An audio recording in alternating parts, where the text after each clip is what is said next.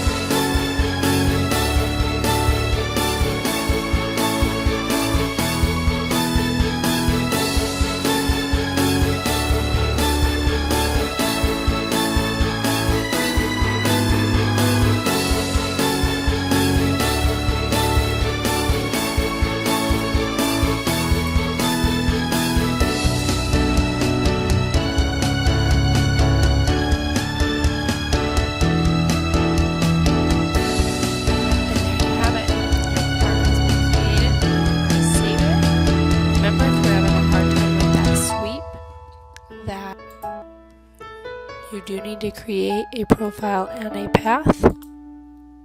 So you'll have two sketches, and they're going to be on two different planes, the front and the right. You don't need to change the material, only if you want to. If you have any questions, please let me know.